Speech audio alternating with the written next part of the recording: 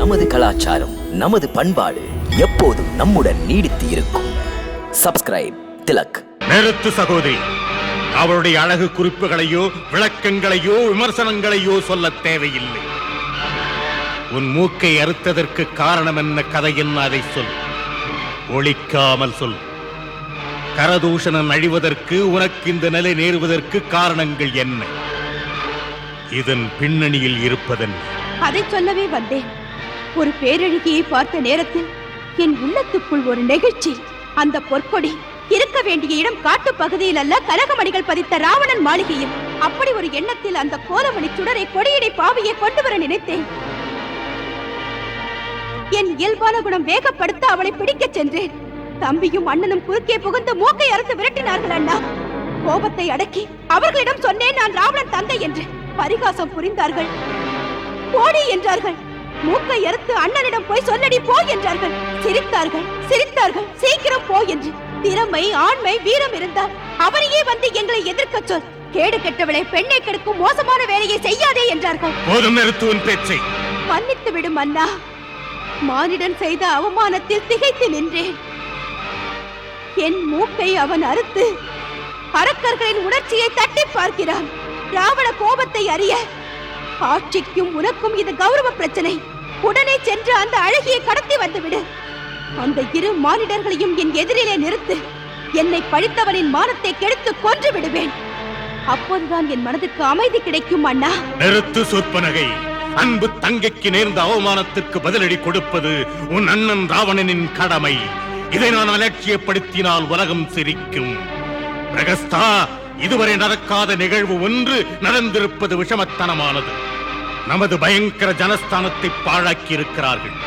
நம்மை சீண்டி பார்க்க இந்திரன், குபேரன், யமன், அனந்த சயன அனந்த விஷ்ணுவுக்கும் கூட சக்தி கிடையாது. சூரியன் சூடாக வீச மாட்டார். வருணன் அடைமழை பொழிய மாட்டார். வாயு புயலாக மாற மாட்டார்.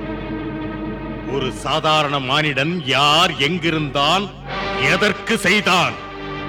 மாமன்னா இலங்கேஸ்வரா, செய்தது கோசல நாட்டு அரசர் தசரதரின் மைந்தர்கள் ராமன், லட்சுமணன். அவர்கள் சிறப்பானவர்களாயும் செயல் வீரர்களாயும் காணப்படுகிறார்கள். அவர்கள் ஆற்றலும் வேகமும் ஈடு இணையற்றது. அகில உலகங்களையும் அவர்கள் வில்லாலேயே வெல்வார்கள். திவ்யாஸ்திரங்களை பயன்படுத்த வகையிருந்த மேதைகள், அஸ்திரங்களில் தேர்ச்சி பெற்ற ரிஷிகள், திறமை பெற்ற தேவர்கள் மூலமாக கற்றறிந்து முற்றும் உணர்ந்தவர்களாக தெரிகிறார்கள். யுத்த நுணுக்கங்களிலும் தேர்ந்தவர்கள். அணி திரண்ட சேனை கூட்டம் தனியாக நின்ற ராமனை முடக்க சக்தியின்றி கலகலத்து சிதறும்படியானது. ராமனுக்கு மாயாஜால வித்தைகளும் தெரிந்திருக்கிறது. அதனால் நமது அரக்கர்படை குழப்பமடைந்து செய்வதறியாமல் தவித்தார்கள். வீரன் ராமன் வேகத்தையும் யூகத்தையும் கண்டு மிரண்டார்கள். ராமனின் மாயாஜாலத்தால் நமது சேனைகள் ஒருவருக்கொருவர் ராமன் என்று நினைத்து தங்களுக்குள்ளேயே அடித்து மடிந்தார்கள். அவர் வீரர் என்றால் அந்த வீரர் தர்மத்திலிருந்து நழுவக்கூடாது. முன்பகை எதுவுமின்றி நமது ஜனஸ்தானத்தின் மீது ஆக்கிரமித்து அதை பாழாக்கியது எதற்கு? மன்னியுங்கள், அவர்கள் ஆக்கிரமிக்கவில்லை. ஆக்கிரமித்தது நமது சேனைகள் அந்த ராமன் மீது. நமது சேனைகள் அவர் மீது ஆக்கிரமித்ததா? எதற்காக? அப்படி செய்ய தூண்டியது எது? அதோடு அறிமுகமில்லாத அவர்கள் நமக்கு எந்த தீங்கும் செய்ததில்லை. ஆளுமை மிக்க அரக்கர் சேனை அங்கு போயிருக்க கூடாது. விபீஷணரே, தாம் சொன்ன கருத்துக்கள் நேர்மையானது. இப்படி அநேக வருடங்களாக இரு ராஜகுமாரர்களும் தண்டகாரண்யத்தில் ரிஷிகள், முனிவர்களின் தற்காப்பு பணியில் தம்மை ஈடுபடுத்திக் கொண்டார்கள். ராமன் பணியால் ரிஷிகள், முனிவர்கள் உயிர் பயமின்றி வாழ்ந்தார்கள். அந்த பணியின் சிறப்பினால் அரக்கர் வாளெடுத்து அநீதி இழைக்கவில்லை. அண்ணன் தம்பிகள் முனைப்பாக செயல்பட்டு பலமிக்க அரக்கர்களை வீழ்த்தினார்கள். மடிந்தவர்கள் தண்டகாரண்ய ரிஷிகளை, முனிவர்களை தாக்கி அழித்து தின்று வாழ்ந்த அரக்கர்கள்.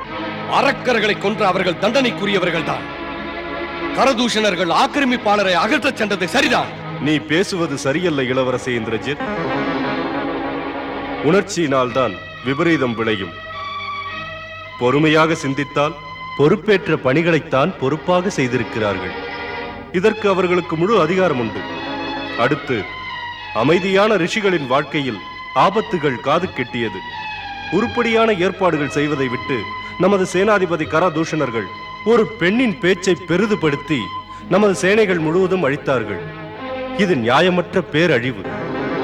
போதுமே அண்ணா, உன் மீசையை எடுத்துவிட்டு புடவையை கட்டிக்கொள். இந்த மன்றத்தில் நீ எதற்கு? தங்கை இப்படி தாக்கப்பட்டு வந்திருக்கிறேன். நீ உன் நீதியை சொல்லி போதிக்கின்றாய். நீதி நெறி சிந்தனைகள் வீர குலத்துக்கு தேவையற்ற ஒன்று. நெறியற்ற வீரத்தால் நல்லது விளையாது. தர்மம் நீதி நெறிகளுக்கே இறுதி வெற்றி. விபீஷணா, வீரமுள்ளவனுக்கு நீதி நெறி நியாயங்கள் தடைக்கற்கள்.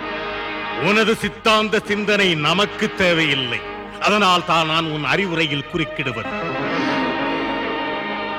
நமது அரக்கர் ஜாதி சிறப்பு மிக்கது.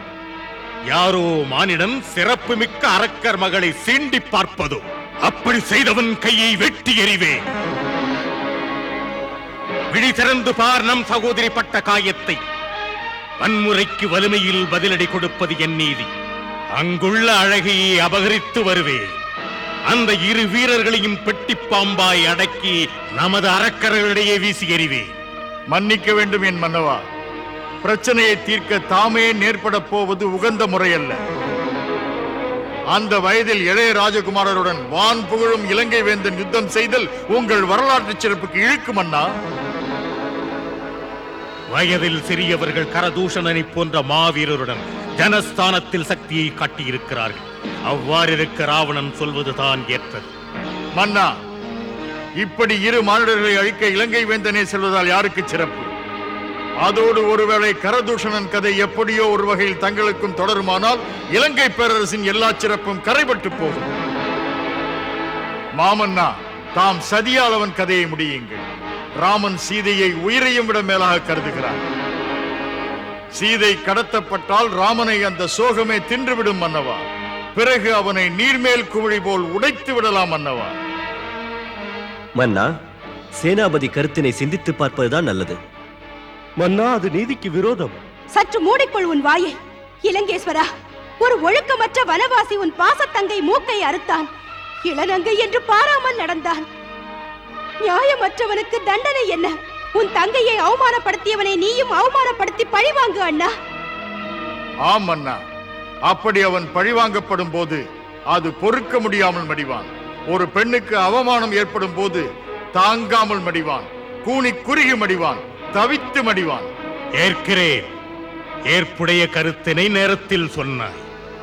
சதியால், பலத்தால், சூழ்ச்சியால் சீதையை எப்படியாவது கடத்திவிடு அண்ணா. மோகினியாளின் மானம் இழந்தால் சூர்பனகின் இதயத்தை அணையும் அண்ணா. காத்திரு அன்பு தங்கையே, செல்கிறேன். இது உங்கள் தகுதிக்கு, உங்கள் வீரத்துக்கு இழுக்கு. ஒரு மின்னல் அகல் விளக்கை மோதுவதாம் அண்ணா. இலங்கேஸ்வரா, மாண்புமிக்க எனது உடன் பிறப்பே, தாம் மேதை ஞானி, வேத வித்து. பயங்கரமாக தவம் புரிந்தீர்கள். படிக்காமல் உள்ள கலை இல்லை. மறையோதும் பிராமண குலத்தில் பிறந்தும் கூட போர் புரியும் சத்திரியர்களைப் போல வீரத்தால் கீர்த்தி பெற்றவர். தங்கை பாசம் என்று தப்பான அடியெடுத்து வைத்து கலங்கப்படாதீர்கள் மன்னா. நான் பேசுவது பாசம்தான். உடன் பிறந்த ரத்தம் கடன்பட்டிருக்கிறது. தீமை வழிப்பாதை சென்று தீங்கு புரியாதீர்கள். தர்மத்தின் விரிவுரைகளை சக்தியற்றவன் செய்வான் விபீஷணா. சக்தியாளன் செயல்தான் வேதங்கள். மன்னிக்கவும். தம்பி உள்ளவன் படைக்கஞ்சான் என்பர். நீயா தம்பி? எனக்கு நானே தலைவன். அறிவுரை சொல்ல தேவையில்லை.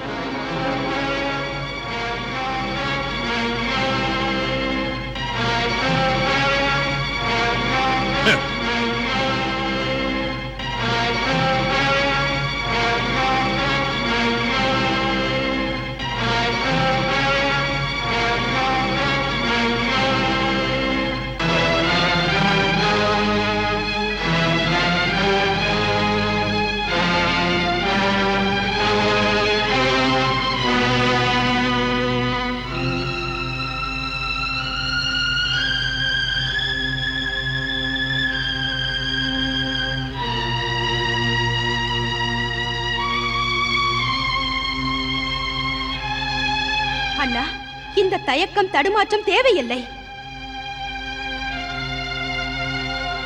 சீதை உனக்கேற்ற கோதை. அந்த கொஞ்சு மொழியாளை கடத்த மூக்கை அறுத்துக் கொண்டேன் நான். அவனுடன் மோதி கரணம் தூஷணனும் இறந்தார்கள். அப்படிப்பட்டவளை இனி அப்படியே விட்டுவிட்டால் அப்புறம் உன்னை ஆற்றலற்றவன் என்று ஊர் சொல்லும் அந்த கரை அழியவே அழியாது. ராஜநீதியே, எதையும் உடனே செய்துவிடு என்கிறது. பிறகு பார்க்கலாம் என்பது சரியல்ல. எதிர்ப்பாளி ஒன்றும் சாதாரணமானவன் அல்ல. அவன் தானே கரந்தூஷணனை மடியச் செய்தான். அவன் இதற்கு மேலும் வளர்வதற்கு முன்னால் தக்க முறையிலே அடக்குங்கள். தாம் அரசர், தாம் செய்யும் செயல்கள், அதன் பின் விளைவுகள் எல்லாம் இலங்கை மக்கள் தலைமீதுதான். தாம் எடுக்கும் முடிவுகள் தரம் தாழவே கூடாது மன்னா. உங்கள் ஆட்சி மண்டபத்தில் விபீஷ்ணரும் இப்படியெல்லாம் சொன்னார் என்றார்கள். விபீஷ்ணர் ஆண் இல்லை அண்ணி, அவர் ஒரு கோழை. அவருடைய ரத்தத்தில் வீரம் துளி கூட இல்லை. மண்டோதரி அண்ணி, இப்படி ஒரு அண்ணன் எனக்கு எதற்கு? அவருக்கு மீசை எதற்கு? அலங்கார பதவி எதற்கு? மன்னா, சீத்தை கிணையாக அதிரூப சுந்தரி இங்கே அந்தப்புரத்தில் இருந்தால் உன் பெருமைக்கு அது மேலும் பெருமை. சீதையின் பேரழகை ஒருமுறை நீ பார்த்தால் காலமெல்லாம் கண்கள் வேறெதையும் பார்க்கவே விடாது. பெண்களையே பித்தாக்கும் பேரழகி. சூர்பனகை, நங்கையின் இதயத்தில் இருப்பது என்னவென்று நங்கைக்கு தெரியாதா? பேசாதே இனியும். நீ போய் மூக்கர்ந்து வந்ததற்காக திறமையில் இமயம் போன்ற உன் அண்ணனை திருடனைப் போல் செயல்படச் சொல்வதோ? சுவாமி, தங்கை சொன்ன பேரழகி தங்களுக்கு தேவை என்றால் ஒரு வீரனைப் போல யுத்தம் புரிந்து அடையுங்கள். ஒரு திருடனைப் போல் கொண்டு வந்தால் உங்கள் புகழுக்கு ஏற்றதா? சுயநல உணர்வில் நான் சொல்லவில்லை. உங்கள் புகழ் கெடக்கூடாது என்று சொன்னேன். பிறன்மனை நாடினால் அந்த பாவம் உங்களை தலைநிமிர விடாது. எனக்கு அறிவுரை. மகாராணி அளவோடு பேசு. ஒரு சாதாரண மனிதனுக்கும் சக்கரவர்த்திக்கும் வித்தியாசம் உண்டு. ஒரு சாதாரண மனிதன் அடுத்தவன் மனைவியை நினைத்தாலே அது பாவமாகும். மன்னவன் என்றால் நாட்டின் உடைமையெல்லாம் அவனது உரிமைதான். சீதையும் எனக்கு உரிமைதான். காட்டிலே இருப்பவனுக்கு அழகு மனைவி எதற்கு? இலங்கை வேந்தனின் இன்பபுரி ராணியவள். என்னை தடுக்க யாருக்கு உரிமை இல்லை. இலங்கை அரசன் இதயத்திற்குள் படிந்து விட்ட ஆசை இது. எப்படியும் முடிப்பே. இலங்கேஸ்வரன் நினைத்தால் நடந்தே தீரும். பாவம் ஏது, இதில் புண்ணியமேது?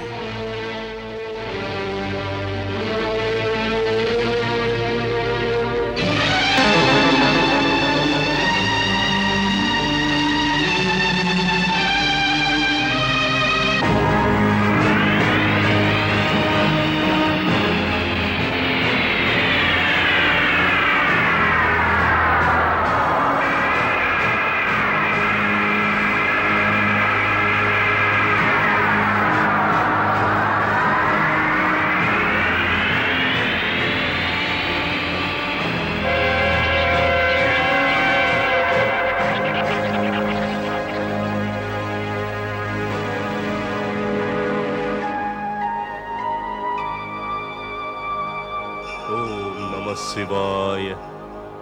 ஓம் நம சிவாய. ஓம் நம சிவாய. ஓம் நம சிவாய. மரிசா. மன்னா. இலங்கேஸ்வரா, அமர வேண்டும். வணங்கி வரவேற்கிறேன்.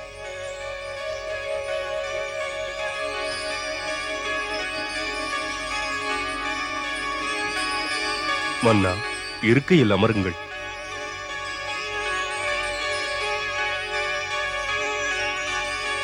தாம் எதிர்பாராமல் வருகை தந்தது மாரீச்சனுக்கு ஐயமிழந்து ஏதேதோ நினைக்க வைக்கிறது. தாம் ஆளும் இலங்கை நலம்தானே என் வேந்தே? நான் எனக்கு உதவி கோரி இங்கு வந்தேன். பிரச்சனைகளை தீர்த்து வைக்கும் சிறந்த அறிவாளி உன் போன்று உமை சொல்ல யாருமே இல்லை. அற்புத மாய வித்தைகளில் யார் உனக்கு ஈடு? உனக்கு நடிப்பதும் நாடகமாடுவதும் உன் உதரத்திலேயே ஊறி வளர்ந்த கலைகள். கோட்டை வேந்தன் குடிலை தேடி வந்தது உன் அறிவுக்காக. மன்னியுங்கள் மன்னா, மாரீச்சன் மாயாவி வித்தை முழுவதும் விட்டுவிட்டேன். சித்த மலங்களை கிள்ளி எறிந்து மகேச தியானத்தில் இருக்கிறேன். இப்போது எஞ்சிய வாழ்வை கைலாயபதியை ஆராதித்து துறவி போல பக்குவப்பட நிச்சயித்துக் கொண்டுள்ளேன். மன்னித்து விடுங்கள். மாரீச்சனை அழுக்கு வழிகளில் இழுத்து விடாதீர்கள். மரிசா, அரசன் பணிந்து கேட்டார். ஆணையிடுகிறான் என்ற அர்த்தம். அவன் ஆணையை தவிர்க்க நினைத்தான் என்ற நிலை எழுந்தால் அரசனை அவமதிக்கிறான்.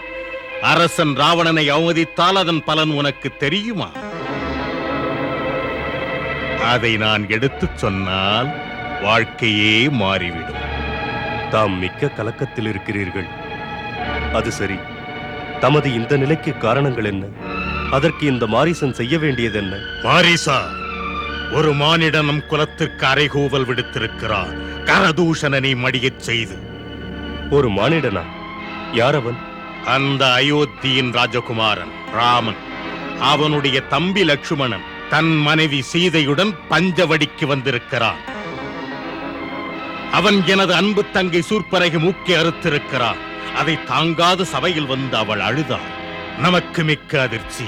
என் அன்பு தங்கையின் வடிவத்தை சிதைத்து விட்டான். அவனுடைய அழகுமிக்க மனைவி சீதையை கடத்தி வந்து எமது ராணியாக்கிக் கொள்வேன். அந்த முடிவுடன் தான் இப்போது வந்திருக்கிறேன். அதற்கு நீ பரிவுடன் எனக்கு உதவ வேண்டும். உதவியா? நீ உன் மாயையினால் அழகுமிக்க மானாக வடிவெடுத்துக் கொள். பொன் வண்ணத்தில், கண் கவரும் வடிவத்தில். அது இதுவரை பார்க்காத அதிசயமாக இருக்க வேண்டும். ராம லட்சுமணர்கள் உன்னை வேட்டையாட விரும்புவார்கள், ஓடுவார்கள். சீதையை கடத்த வந்து எனக்கு அறியாமல் உதவுவார்கள். பக்குவமாய் நான் அவளை கடத்துவேன். இதற்கு மாரீசன் சேவை மகத்தான தேவை. குடிசை கோமலாங்கியை நான் எடுத்துச் சென்று இலங்கை ராஜமாளிகையில் வைப்பேன். உங்கள் திட்டமெல்லாம் சரி. பின் விளைவு கோட்டை, கொத்தளம், கொடிமரம் எல்லாம் போய்விடும் ராவணா. என்ன காலக்கணக்கது. தாம் ஏதோ சின்னஞ்சிறு எதிரி என்று நினைத்த அந்த சீராளனை பேசுகிறீர்கள். ஒரு ராமனின் பெருமை உங்களுக்கு தெரியாது. பதறாதீர்கள். சீதையின் நினைப்பே உங்களுக்கு நெருப்பு. அந்த நெருப்பை கடத்தாதீர்கள். கடத்தினால் அந்த பயங்கர விளைவு காலம் உங்களுக்கு கை கொடுக்காது. தரணியில் லங்கை என்ற பேர் இருக்காது. தாம் மனம் மாறி சீரோடு வாட லங்கைக்கே திரும்பிச் செல்லுங்கள். தாம் அனுபவிக்க எத்தனை எத்தனை அழகு ராணிகள். அவர்கள் அழகில் ஆனந்தத்தை அனுபவியுங்கள். சீதை ரூபத்தை நினைத்து சீரழிந்து விடாதீர்கள். அந்த நெருப்பில் சாம்பலாகாதீர்கள். எனக்கா உன் போதனை? விஷ்ணுவே ராமன் என்று நினைத்து ராவணனையே அச்சுறுத்த நினைக்கின்றாயோ? ராவணன் அச்சமெனும் உணர்வுக்கு அடிமையாகாதவன். அந்த காலனே வணங்கும் காலன். உங்களை அச்சுறுத்துவதற்கு சொல்லவில்லை மன்னா. வரப்போவதைச் சொன்னேன். அப்படி வரக்கூடாது என்று சொன்னேன். என் மீது ராமன் பானம் போட்டான். விட்டவுடன் 100 யோஜனை தூரம் சமுத்திரத்துக்கு அப்பால் விழுந்தேன். அவன் சாதாரண மானிடன் அல்ல. இளம் பிராயத்திலேயே தாடகையையும் சுபாகுவையும் கொன்றான். சிவதனுசை ஜனக சபையிலே ஒடித்த மாவீரன். யார் இருக்கிறான்? ராமனைப் போல எவன் இருக்கிறான்? கரணும் தூஷணனும் அழிவதற்கு, அவர்கள் விரிந்த சேனை இல்லாது போனதற்கு காரணமானவன் சாதாரண மானிடனா? மாமன்னா, தாம் சீதையை கடத்திச் செல்ல ஆசைப்படாதீர்கள். இதனால் தமக்கும் தமது லங்கைக்கும் சிறப்பு. மாரீசா, உன் பாடம் கேட்க நான் இங்கு வரவில்லை. உன் பெற்ற தாயையே வதைத்தவன். அவனுக்காகவா நீ பரிந்துரை வழங்குகிறாய்? முன் அனுபவங்கள் தான் முன்னேற்றத்தின் தடை நீக்கும் எச்சரிக்கைகள். உன் ஞானோபதேசம் எனக்கு தேவையில்லை. அந்த ராமன் சாதாரண மானிடன் அல்ல. இந்த ராவணன் சாதாரணமானவனா? ராவணன் என்னை கண்டு அஞ்சி தேவர்கள் பதுங்குவார்கள். கையிலே மலையே கையில் எடுத்தவன் நான். யமன் என்னை கண்டால் சற்று ஒதுங்கி நிற்பான். ராவண ராஜ்யம் அதுபோல் எங்கும் இருக்கவே இருக்காது. சூரியனும் என் சொல் கேட்பான். தாம் இப்போது சொன்னவைகள் அது நிஜம்தான். மன்னா, இதை மறந்து விடாதீர்கள். இத்தனை சக்திகளும் நீங்கள் முன்பு செய்த புண்ணியங்கள். ஆனால் இப்போது தங்கள் பாவ நினைப்புகளால் புண்ணிய சேமிப்புகள் இருக்காது. உங்களுக்கு அதனால் ஆற்றல் நிலைக்காது. மன்னா, உங்களுக்கு நான் மாமன் உறவு. அதனால் இப்படி நல்லது பேசி பார்த்தேன். அடுத்தவனின் மனைவி என்றால் அவள் நெருப்பை போன்றவள் மன்னா. தீ என்று தெரிந்து நீங்கள் தீமை வழி போக நினைக்கிறதோ? போதும், நிறுத்து. உறவாடை புனைந்ததால் உனக்கு உணர்ச்சிகளை மறத்து விட்டது. இன்பத்திற்காகவே பிறந்தவன் நான். அத்தனை அழகு மங்கையரும் என் அந்தப்புறத்திற்கு வர வேண்டும். அனுபவிக்க வரம்பே இல்லை. படைப்பெல்லாம் எனக்காக. எனக்கு தடைகளே கிடையாது. வலிமை இருக்கிறது அனுபவிக்க. வரட்டு வேதாந்தம் எதற்கு? சக்திதான் முக்கியமென்றால் தடம் புரளாதீர்கள். ஆசை வலையில் விழுகிறீர்களே, அழிவின் குழியில் விழாதீர்கள். அரசன் ஏன் ஆசைப்படக்கூடாது? சாதனை படைத்த ஒருவன் அரசனின் முன்னால் அடக்கமாக பேசு. அடக்கமாக பேசுபவன் அந்தரங்கத்தில் சுத்தமாக இருக்க மாட்டான். உங்கள் நலன் கருதினால் இதைத்தான் சொல்லுவான். தன்னை இழக்க தயங்க மாட்டான். தாம் அவையிலே வைத்திருக்கும் அமைச்சர்கள் இது விஷயமாக எதுவுமே பேசவில்லை. எந்த அரசனுக்கு தன்னம்பிக்கையும் செயல் ஊக்கமும் இருக்கின்றதோ அவன் தன் அமைச்சர்களின் அறிவென்னும் வலையில் விழவே மாட்டான். அமைச்சர்களின் வேலை அரசன் ஆணைகளை மதித்து நடப்பது. ஆணை நான் இடுவேன், அமைச்சர்கள் அதை அப்படியே நடத்துவார்கள். எனது இலங்கையில் நான் பேசுவேன், அவர்கள் பதில் சொல்லாமல் செய்வார்கள். இப்படித்தான் இதுவரை நான் ஆண்ட கதை. அரசனின் முன்னால் அமைச்சர்களும் படைத்தலைவர்களும் எல்லோரும் கைகட்டி நிற்க வேண்டும். அப்படி ஒரு ராஜா அடிப்படையும் கூட்டத்தால் முடியிழந்து போவான். வெறும் இனிய மொழி பேசுபவன் எதிரியை விட மோசமானவன். நன்மையை நேர்பட சொன்னால் கேட்பவனும் சொல்பவனும் பயன் பெறுகிறான். உண்மைக்கு கண் திறவுங்கள் அரசே. சத்தியத்தை மீறுவது சரியல்ல. கசப்பானது, கடுமையானது உண்மையினை எடுத்துச் சொல்வதுதான். மாரீசா, எம்மையே மூடனாக மதியாது. இதே நிலை நீடித்தால் ராமனுக்கும் சீதைக்கு முன்னால் உயிர் போவது உன்னுடையதாக இருக்கும். தெரிந்து கொள். அந்த அளவுக்கு போகாதே. சென்று சொன்னபடி முடித்து வை. மன்னா, எப்படியோ காலனின் முகவரி தேடி வந்து விட்டான். மன்னவன் கையால் மடிவது தப்பு செய்தேன் என்ற கணக்கில் என்னை சேர்த்துவிடும். இதனிலும் ராமனின் கையால் மடிவதென்பது வீரன் எனும் புகழை தந்துவிடும். சரி மன்னா, சேவகன் பணி செய்து முடிக்கிறேன்.